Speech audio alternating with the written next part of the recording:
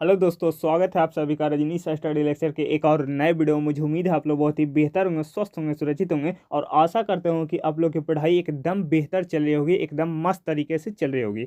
आज हम करने वाले हैं क्लास 10th का चैप्टर नंबर 1 का मोस्ट 20 ऑब्जेक्टिव क्वेश्चन, जो कि आपके बोर्ड एग्जाम के लिए बहुत ज़्यादा इंपॉर्टेंट है। यहाँ से आपके बोर्ड एग्जाम में 1 से 2 मार्क्स का क्वेश्चन देखने को मिलेगा। ठीक है, तो बहुत ज़्यादा इंपॉर्टेंट है, शुरू से लेकर लास्ट तक बने रहिएगा। ठीक है, और अगर हमारे चैनल पर नए हैं तो चैनल को सब्सक्राइब कर लीजिए। ठीक है, और बेल आइकन को प्रेस कर दीजिए ताकि आपको डेली नोटिफिकेशन मिलता रहे। इसी तरीक़ा से आपको कंटेंट सालों भर मिलते रहेंगे। ठीक है, चलिए स्टार्ट करते हैं पहला क्वेश्चन के ऊपर। लेकिन अगर पीडीएफ की बात करें तो इसका पीडीएफ कहाँ मिल जाएगा आप लोगों को? आपको पीडीएफ मिलेगा हमारे टेलीग्राम चैनल से जुड़ जाइएगा। ठीक है, लिंक आपको डिस्क्रिप्शन बॉक्स में मिल जाएगा, लिंक आपको डिस्क्रिप्शन बॉक्स में मिल जाएगा, वहाँ से आप जुड़ जाइएगा। ठीक है, इसका पूरा पीडीएफ कहाँ मिलेगा? टेलीग्राम के। ठीक है, चलिए स्टार्ट करते हैं पहला क्वेश्चन के ऊपर।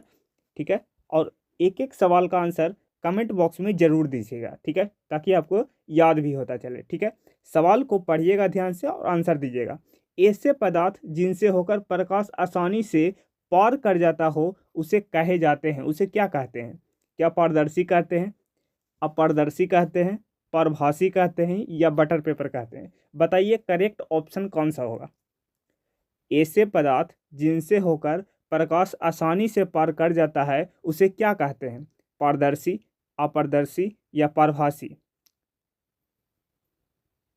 तो ऐसे पदार्थ जिनसे होकर आसानी से अगर प्रकाश पार कर जाए तो उसको कहते हैं पारदर्शी, यानी ट्रांसपेरेंट, यानी कि ऑप्शन नंबर ए हमारा करेक्ट आंसर हो जाएगा। ठीक है, अब थोड़ा सा इसके एडवांस बात जान लें। ठीक है, अब देखिए, अगर हम पदार्थ की बात करें, ठीक है, अगर हम पदार्थ की बात करें, ठीक है, पदार्थ की बात करें तो प्रकाश के आधार पर 3 भागों में बांटा गया है। पहला पारदर्शी, पहला पारदर्शी, ठीक है, दूसरा अपारदर्शी, अपारदर्शी, अपारदर्शी, ठीक है, और तीसरा पारभासी, पारभासी। ठीक है, तीसरा क्या है? पारभासी। इसको कहते हैं ट्रांसपेरेंट, ठीक है, इंग्लिश में इसको कहते हैं अपक, और इसको कहते हैं ट्रांसलूसेंट। ठीक है, ये 3 भागों में बांटा गया है पदार्थ को प्रकाश के आधार पर। ठीक है, पारदर्शी, अपारदर्शी और पारभासी। ठीक है, पारदर्शी क्या होता है? पारदर्शी होता है कि जिनसे प्रकाश आसानी से आर पार हो जाए उसको कहते हैं पारदर्शी। ठीक है, और अपारदर्शी क्या होता है? कि जिससे प्रकाश आर पार ना हो उसी को कहते हैं अपारदर्शी। पारभासी क्या होता है? कि जिससे अल्प मात्रा में, या बोल सकते हैं कि थोड़ा थोड़ा प्रकाश अगर पार हो रहा है तो इसी को कहते हैं पारभासी, या इसको बोलते हैं अल्प पारदर्शी। ठीक है, ट्रांसलूसेंट। कंप्लीट है। ठीक है, चलिए नेक्स्ट सवाल के ऊपर चलते हैं। ठीक है, अगर इतना बात अगर सुन लेते हैं, ठीक है, अगर इतना बात आप सुन लेते हैं तो इससे अगर कोई भी क्वेश्चन आएगा बाहर तो आपसे बन जाएगा। ठीक है, तो सुनिएगा तो याद होता चलेगा। ठीक है, तो देखिए अगला क्वेश्चन क्या कर रहा है कि परावर्तन का कोण होता है, परावर्तन का कोण होता है। ठीक है, परावर्तन का नियम पढ़े होंगे। ठीक है, ये हो गया हमारा दर्पण। ठीक है, ये कोई आपतित प्रकाश आया आपतन बिंदु पर। ठीक है, और ये हो गया हमारा अभिलंब, ये हो गया अभिलंब। ठीक है, और जितना कोण पर आया था उतना ही कोण पर वापस जाएगा। मतलब ये वाला कोण और ये वाला कोण दोनों बराबर होगा, मतलब कोण आई बराबर हो जाएगा कोण आर के। ठीक है, ये परावर्तन का दूसरा रूल कहता है कि जितना कोण पर आएगा उतना ही कोण पर वापस जाएगा। ठीक है, सवाल क्या कह रहा है कि परावर्तन कोण होता है, मतलब ये वाला कोण जो होगा वो होगा। देखिए पहला क्वेश्चन, पहला ऑप्शन पढ़िएगा। देखिए, आपतित किरण और दर्पण की सतह से बीच का कोण, नहीं, ये नहीं होता है। आपतित किरण तो ये रहा, ये हो गया आपतित किरण, ये हो गया आपतित किरण। ठीक है, और ये हो गया हमारा परावर्तित किरण, ये हो गया हमारा परावर्तित किरण। ठीक है, और ये जो कोण है वो ये है परावर्तन कोण, ये है परावर्तन कोण। तो परावर्तन कोण किसके किसके बीच बना है? तो देख सकते हैं परावर्तित किरण और अभिलंब के बीच का कोण। तो देख सकते हैं ऑप्शन नंबर डी में हमारा ऑप्शन मिल रहा है। क्या है? परावर्तित किरण और दर्पण के सतह से खींचा गया अभिलंब का बीच का कोण, यानी ऑप्शन नंबर डी हमारा राइट आंसर हो जाएगा। ऑप्शन नंबर डी हमारा राइट आंसर हो जाएगा। ठीक है, option number D right answer हो जाएगा। ठीक है, उम्मीद करते हैं कि ये क्वेश्चन आपको अच्छे से समझ में आ गया होगा। चलते हैं अगले सवाल के ऊपर। अगला सवाल देखिए, 3rd नंबर क्वेश्चन कहता है 15 सेंटीमीटर की फोकस दूरी के अवतल से 60 सेंटीमीटर पर रखी एक वस्तु का प्रतिबिंब की स्थिति का पता लगाइए। ठीक है, पता लगाइए। दर्पण सूत्र लगाइएगा, आराम से आ जाएगा। ठीक है, अगर दर्पण सूत्र याद है तो इस फॉर्मूला में लगाइएगा तो इसका आंसर आराम से आ जाएगा। अब देखते हैं, बात किया है कि इसका अवतल दर्पण का, तो अवतल दर्पण का जो फोकस दूरी होता है वो तो निगेटिव होता है। ठीक है, तो फोकस हमको किस में चाहिए, निगेटिव में, मतलब कितना है, -15 सेंटीमीटर। ठीक है, वस्तु दूरी हमें दे रखा है, मतलब यू का मान हमको दे रखा है कितना, 60 सेंटीमीटर, तो ये हो जाएगा -60 सेंटीमीटर। ठीक है, ये तो हमें गिवन डाटा है जो क्वेश्चन में दे रखा है। देखिए, जब भी अपन लोग न्यूमेरिकल को स्टार्ट करेंगे तो हम लोग क्या करेंगे, सॉल्यूशन पहले लिखेंगे और जो गिवन रहेगा उसको हम इस तरीक़ा से लिख लेंगे। ठीक है, पहले अब हम लगाएंगे दर्पण सूत्र। तो दर्पण सूत्र क्या होता है, दर्पण सूत्र होता है 1/f बराबर 1/v प्लस 1/u। ठीक है, एक बार सब मिलके कमेंट बॉक्स में दर्पण सूत्र लिख देना है। ठीक है, चलिए अब मान रखते हैं, एफ का मान कितना है, -15 सेंटीमीटर, तो ये हो जाएगा -15 सेंटीमीटर बराबर भी का मान नहीं है, छोड़ दीजिए, हमें भी का मान तो निकालना है। ठीक है, अब देखिए यू का मान कितना है, -60 सेंटीमीटर। ठीक है, 60 रख लेते हैं। अब देखिए भी को यहाँ पर ही छोड़ दीजिए, अगर हम भी को छोड़ देते हैं तो भी बराबर क्या हो जाएगा, देखिए ये तो आएगा तो इधर पॉजिटिव में हो जाएगा, मतलब देखिए समझिए क्या होता है, 1/15 ये किस में है, निगेटिव में है। ठीक है, और इसको इस तरफ लेके जाते हैं, जो ये है, जो ये वाला वैल्यू है, ये वाला, इसको हम उस तरफ लेके जाते हैं, बराबर के उस तरफ, तो ये क्या हो जाएगा, निगेटिव में चला जाएगा। और जैसे ही जाएगा निगेटिव में तो निगेटिव और निगेटिव, देखिए ये -60 है। ठीक है, तो ए भी निगेटिव, ए भी निगेटिव। ठीक है, ए भी निगेटिव, ए भी निगेटिव, तो कितना हो जाएगा, पॉजिटिव का हो जाएगा। तो हम डायरेक्ट प्लस का लिख रहे हैं 1/16। ठीक है, यहाँ पर ही कोई की भी दिक्कत हो तो कमेंट करिएगा। ठीक है, देखिए अब इन दोनों का एलसीएम लेंगे, इन दोनों का एलसीएम लेंगे। ठीक है, तो 1/v बराबर एलसीएम कितना हो जाएगा, एलसीएम आ जाएगा 60। ठीक है, और ये हो जाएगा -4, 15 चौके 60, और ये हो जाएगा 1 यानी प्लस का 1। ठीक है, सॉल्व कीजिएगा तो कितना आ जाएगा, 1/v का मान कितना आ जाएगा, देखिए -3/16। ठीक है, काटिएगा 20 बार में जाएगा, यानी कि v का मान कितना आ जाएगा, -20। अब देखिए 1/v का मान आया था 1/20, तो हमने v का मान निकाल लिया 20, यानी 20 सेंटीमीटर हमारा करेक्ट ऑप्शन हो जाएगा। ऑप्शन नंबर ए हमारा राइट आंसर हो जाएगा, ऑप्शन नंबर ए। ठीक है, बहुत आसान तरीका से समझाए हैं। चलिए आगे बढ़ते हैं अगले सवाल के ऊपर।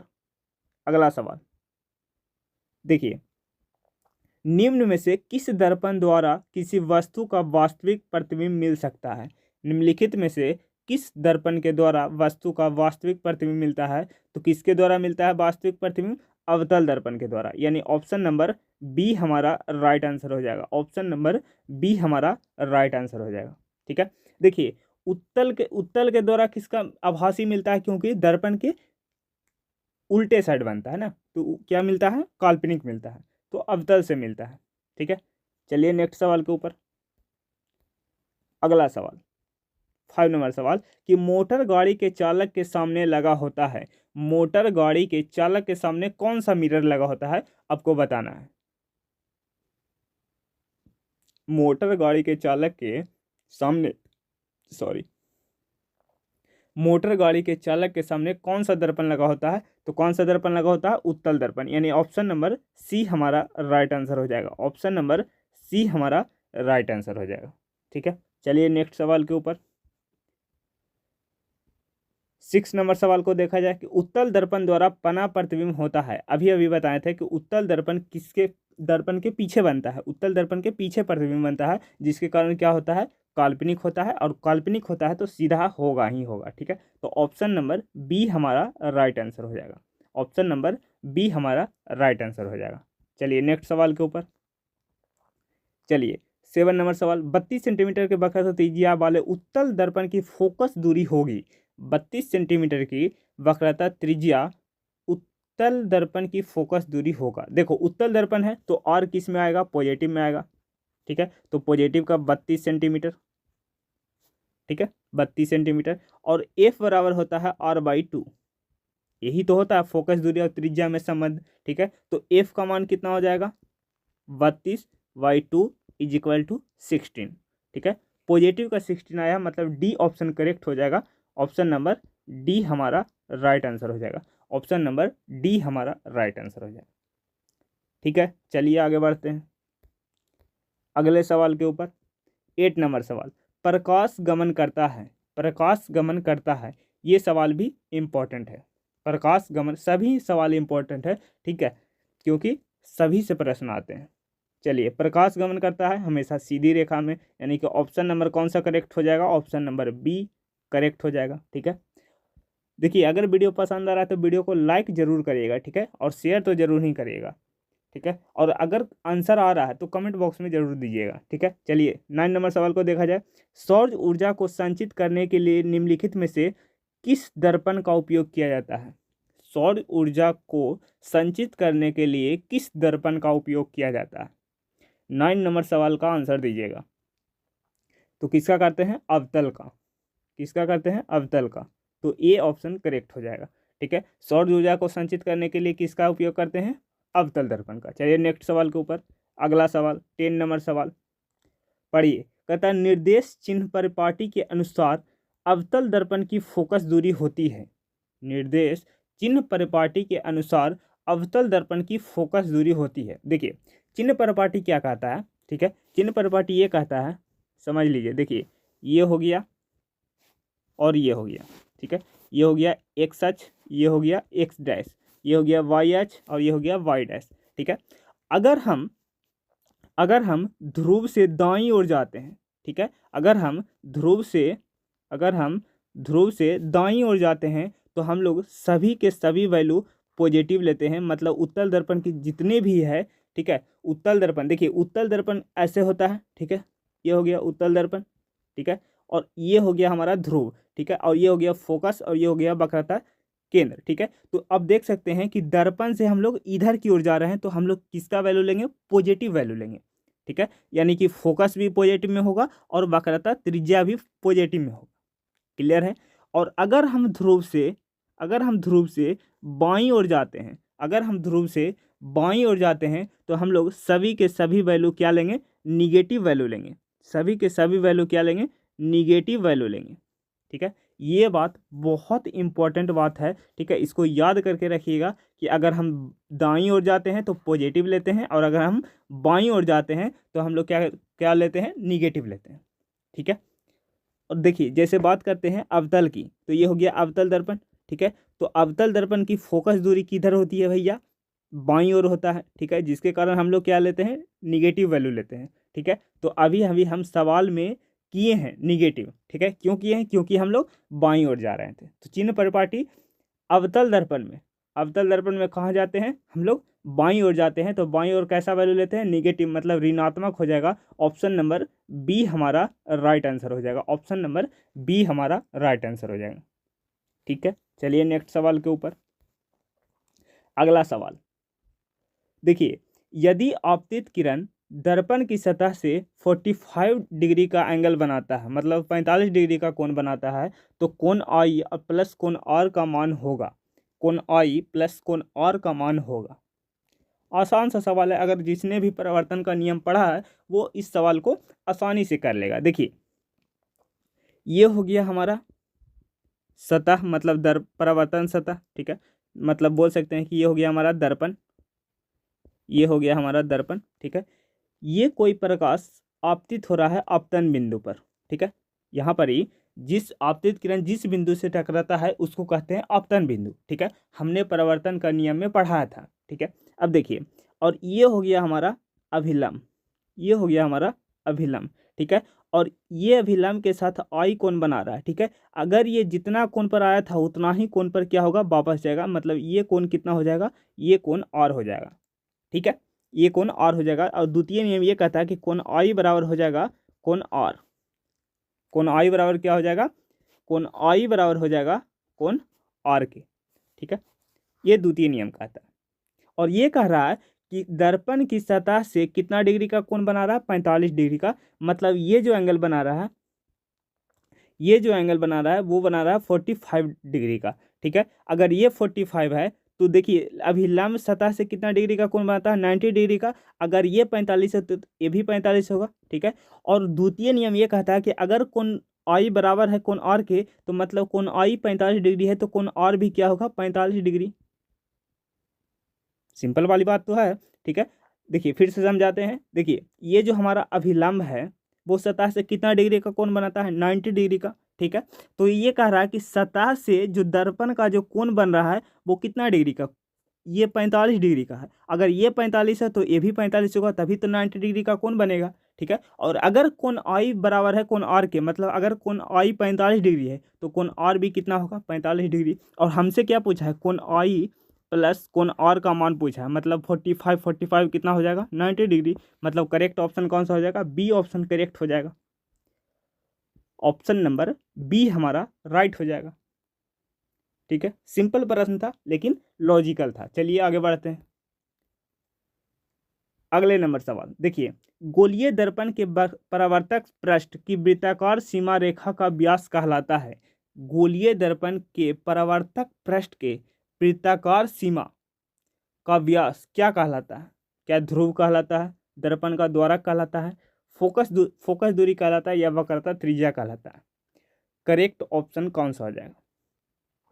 देखिए जो गोलीय दर्पण का जब परावर्तक पृष्ठ है, गोलीय दर्पण का जो परावर्तक पृष्ठ है, ठीक है, वो क्या कहलाता है, वो दर्पण का द्वारक कहलाता है। मतलब ऑप्शन नंबर कौन सा हो जाएगा, ऑप्शन नंबर बी हो जाएगा करेक्ट। देखिए दर्पण का द्वारक क्या होता है, ये हो गया कोई भी दर्पण मान लीजिए। ठीक है, और ये हो गया एक्स और ये हो गया वाई, और दर्पण की पूरी चौड़ाई को अपन क्या बोलते हैं, दर्पण का द्वारक बोलते हैं। ठीक है, तो यही तो कह रहा है कि दर्पण के परावर्तक पृष्ठ का वृत्ताकार सीमा रेखा का व्यास क्या कहलाता है, दर्पण का द्वारक। यानी कि ऑप्शन नंबर कौन सा करेक्ट हो जाएगा, ऑप्शन नंबर बी हमारा राइट आंसर हो जाएगा। ठीक है, सवाल अच्छा था। चलिए आगे चलते हैं। चलिए अगले सवाल के ऊपर चलते हैं। अगला सवाल देखिए 30 नंबर सवाल कहता है, चित्र में सही आरेख रे डायग्राम चुने। सही रे डायग्राम क्या होता है, देखिए पहला ऑप्शन को देखिए। पहला ऑप्शन क्या कहता है कि अगर कोई प्रकाश किरण समतल दर्पण पर आपतित होता है तो वो जितना एंगल पर आया था उतना ही एंगल पर वापस आएगा। मतलब जीरो एंगल पर आया था तो जीरो एंगल पर वापस चला जाएगा। ठीक है, उसी रेखा पर उसी पथ पर वापस लौट जाएगा। ठीक है, तो ये देख सकते हैं ये मुड़ गया है, तो ये ऑप्शन गलत है। ठीक है, दूसरा देखिए कि अगर कोई अवतल दर्पण पर आपतित हो रहा है, अगर कोई अवतल दर्पण पर आपतित हो रहा है तो अगर कोई प्रकाश यहाँ से प्रकाश मुख अक्ष के समानांतर आया, ठीक है, तो ये ऐसे होकर के जाएगा, तब तो लगेगा कि कहाँ से आ रहा है, फोकस से होते हुए जा रहा है। ठीक है, तो ये नीचे की ओर चल गया, मतलब ये भी ऑप्शन गलत है। ठीक है, अब देखिए अगर कोई ये अवतल दर्पण है, ठीक है, ये कोई अवतल दर्पण है। ठीक है, हाँ, अगर कोई प्रकाश की किरण मुख अक्ष के समानांतर आता है तो वो कहाँ से होकर गुजरता है, मुख फोकस से होकर के गुजरता है। तो ये कहाँ से गुजर रहा है, सी से होकर गुजर रहा है, मतलब ये भी ऑप्शन गलत है। तो ऑप्शन नंबर ऑटोमेटिक कौन सा करेक्ट हो जाएगा, ऑप्शन नंबर डी हमारा राइट आंसर हो जाएगा। ऑप्शन नंबर डी हमारा राइट आंसर हो जाएगा। ये होता है रे डायग्राम चेक करने का फॉर्मूला। ठीक है, और हमने अच्छे से रे डायग्राम पढ़ाया है, तो वहाँ पर ही जाकर पढ़िए। ठीक है, चलिए नेक्स्ट सवाल के ऊपर चलते हैं। अगला सवाल देखिए, निम्न में से कौन सा दर्पण सूत्र सही है, निम्नलिखित में से कौन सा दर्पण सूत्र सही है, करेक्ट ऑप्शन कौन सा है इसको बताइए। देखिए दर्पण सूत्र क्या होता है, 1/f बराबर होता है 1/v + 1/u। ठीक है, ये तो सभी ने पढ़ा है। तो अब कहिएगा कि भैया इसमें तो कोई ऑप्शन ही नहीं मिल रहा है। मिलेगा, देखिए इसने क्या किया है, थोड़ा सा लॉजिक लगा दिया है कि देखिए 1/v को छोड़ दिया है। ठीक है, और 1/v को छोड़ दिया है, मतलब 1/f - 1/u ये वाला मिलेगा। ठीक है, देखिए ऑप्शन नंबर सी में है जो कि करेक्ट ऑप्शन हो जाएगा, ऑप्शन नंबर सी। थोड़ा सा आपको टेक्निक लगा करके लगाना था। ठीक है, उलट पुलट करके लगाना था। Option number C correct answer हो जाएगा। कितना लोग देखेंगे, ये तो ऑप्शन है गलती है, लेकिन ऑप्शन नहीं है गलती है। ठीक है, थोड़ा सा आप लॉजिक लगाते हैं तो आ जाता। ठीक है, चलिए नेक्स्ट सवाल के ऊपर चलते हैं। चलिए अगला प्रश्न कहता है, एक दर्पण की फोकस दूरी -15 सेंटीमीटर है। मतलब कौन सा दर्पण होगा। ठीक है, कौन सा दर्पण होगा? अगर ऋणात्मक है तो ऑटोमेटिक कौन सा होगा? अवतल हो जाएगा, मतलब ऑप्शन नंबर सी हमारा करेक्ट आंसर हो जाएगा। कौन सा हो जाएगा? सी। ठीक है, फोकस दूरी ऋणात्मक आ रहा है, मतलब हमको चिन्ह प्रॉपर्टी में कहाँ जाना पड़ेगा? बाएं तरफ। बाएं तरफ किसका होता है? अवतल दर्पण का। आराम से कर लीजिएगा। ठीक है, यहाँ पर ही हर एक क्वेश्चन एक दिमाग लगा करके बनाया गया है, हर एक क्वेश्चन टेक्निक लगा करके बनाया गया है। ये नहीं कि आप आइएगा टिक करके चला जाएगा, नहीं, थोड़ा सा में गलती हो जाएगा। ठीक है, तो यही सवाल आपको सिखाता है, ठीक है, कि किस प्रकार से एक्यूरेसी को मैनेज करें। ठीक है, क्वेश्चन को ध्यान से पढ़िएगा तभी आपसे आंसर बनेगा। ठीक है, अगले सवाल कहता है समतल दर्पण में आवर्धन m बराबर प्लस का 1 है तो क्या अर्थ होता है? इसका अर्थ होता है कि अगर आवर्धन बराबर प्लस का 1 होगा तो मतलब जो प्रतिबिंब का आकार होगा वही वस्तु के आकार होगा। ठीक है, और दूसरा ये कह रहा है कि प्रतिबिंब वस्तु की अपेक्षा क्या होगा? सीधा होगा। मतलब ए बी दोनों ऑप्शन सही हो जाएगा, मतलब ऑप्शन नंबर सी हमारा राइट आंसर हो जाएगा। ऑप्शन नंबर सी हमारा राइट आंसर हो जाएगा। ठीक है, ये दोनों रूल हमने पढ़ा रखा है। ठीक है, यूट्यूब पर सर्च मारिएगा या तो उसका लिंक आपको डिस्क्रिप्शन बॉक्स में मिल जाएगा। ठीक है, वहाँ से भी आप जाके देख सकते हैं, और इन सभी का PDF टेलीग्राम में मिल जाएगा बिल्कुल फ्री। ठीक है, चलिए क्वेश्चन नंबर 18, अवतल दर्पण का उपयोग निम्नलिखित में से किसका किया जाता है? मतलब अवतल दर्पण का उपयोग इसमें से किसका किया जाता है, ये बताना है। देखिए, अगर हम बी को देखते हैं, वाहनों के साइड मिरर में, वाहनों के जो साइड मिरर में जो दर्पण उपयोग होता है वो उत्तल दर्पण होता है। ठीक है, तो ये ऑप्शन कट गया। ठीक है, अब देखिए, वाहनों के पीछे देखने वाले आईना में, इसमें भी उपयोग होता है उत्तल दर्पण का, मतलब ये वाला भी कट गया। ठीक है, और ऑप्शन नंबर कौन सा हो जाएगा? ऑप्शन नंबर ए हमारा करेक्ट आंसर हो जाएगा। गाड़ी के हेडलाइट में कौन सा दर्पण होता है? अवतल दर्पण होता है। ठीक है, अवतल दर्पण होता है जिसके कारण प्रकाश फैल जाता है। ठीक है, चलिए आगे बढ़ते हैं। नेक्स्ट सवाल कहता है किसी वस्तु से छोटा और आभासी प्रतिबिंब इनमें से किस दर्पण से होता है? छोटा और आभासी प्रतिबिंब, वस्तु से छोटा और आभासी प्रतिबिंब निम्नलिखित में से किस दर्पण से प्राप्त होता है? ठीक है, 19 का आंसर दीजिएगा, करेक्ट कौन सा हो जाएगा? तो ये होता है उत्तल दर्पण द्वारा। कौन सा दर्पण द्वारा? उत्तल दर्पण द्वारा, यानी कि डी ऑप्शन करेक्ट हो जाएगा। डी ऑप्शन करेक्ट हो जाएगा। चलिए आगे बढ़ते हैं। देखते होंगे कि गाड़ी के साइड मिरर में जो मिरर इमेज बनता है उसमें क्या होता है? गाड़ी छोटा छोटा दे करके और सीधा बनता है। ठीक है, और छोटा बनता है। ठीक है, छोटा बनता है और सीधा बनता है। अब देखें कि गाड़िया के साइड मिरर में देखेंगे तो उल्टा उल्टा गाड़िया जनाता है, नहीं जनाता है। ठीक है, सीधा ही जनाता है, लेकिन उससे छोटा जनाता है। ठीक है, पूरा पीछे का एरिया कवर करके छोटा में दिखाता है, तभी तो गाड़ी वाला पीछे देख करके पास लेता है। चलिए आगे बढ़ते हैं, समझ में आ गया होगा। नेक्स्ट सवाल के ऊपर एग्जाम्पल ऐसा दीजिए कि लाइफ में हो। ठीक है, चलिए अगला क्वेश्चन देखिए। कहता है गोलीय दर्पण की वक्रता त्रिज्या उसकी फोकस दूरी होती है। देखिए अभी अभी पढ़ाएं, क्या होता है? F बराबर होता है R/2। तो यहाँ से R बराबर क्या हो जाएगा? 2F। फोकस दूरी का क्या होता है? दोगुना होता है, मतलब ऑप्शन नंबर बी हमारा राइट आंसर हो जाएगा।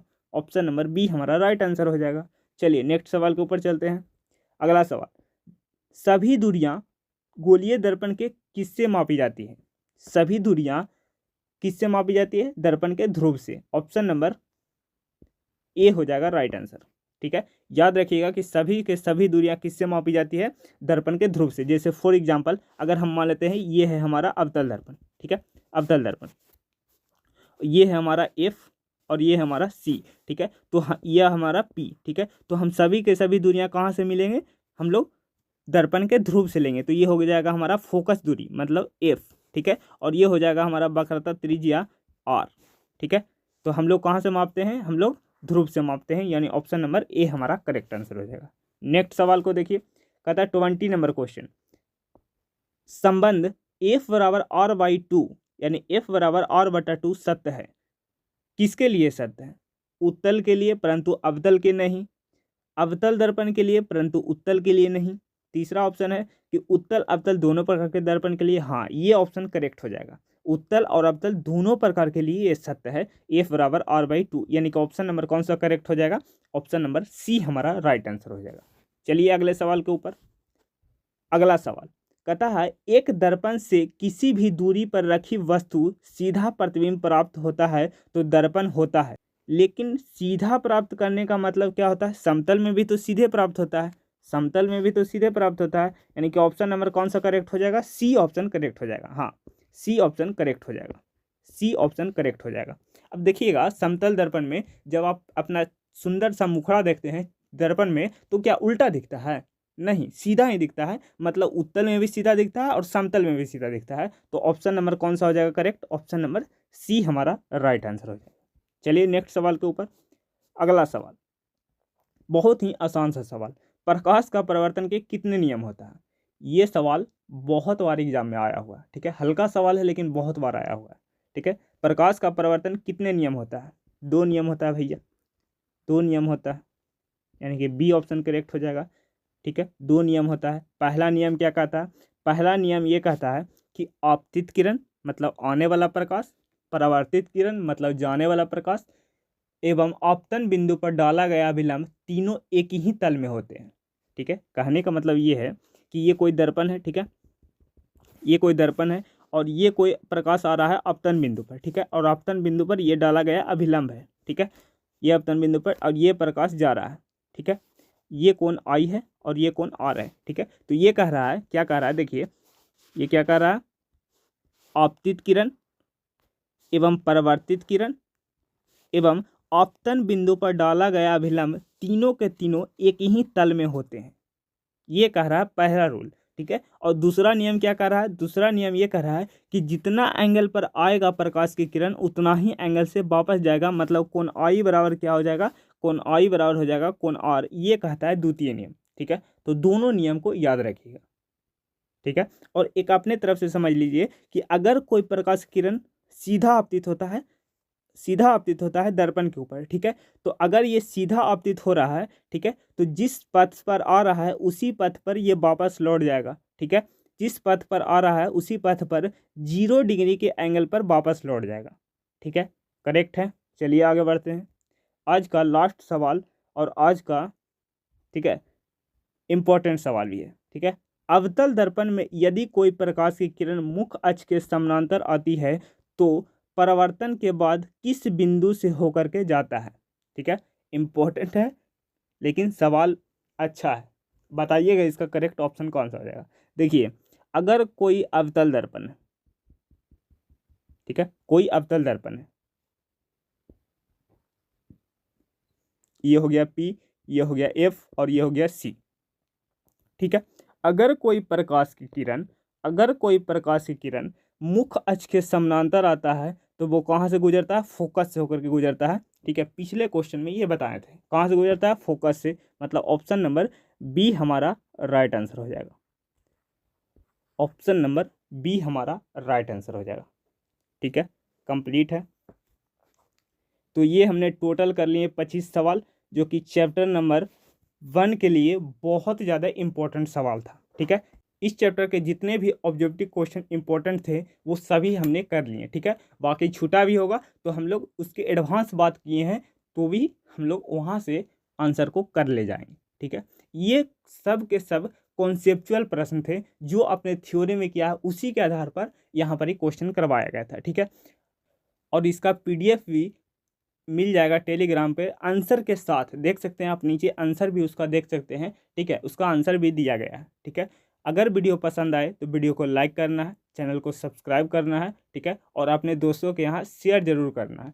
तो ये बनाने में बहुत ही हमको मेहनत लगता है, तो 1 लाख तो बनता है। चलिए मिलते हैं अगले वीडियो में, तब तक के लिए बाय बाय, टेक केयर, जय हिंद।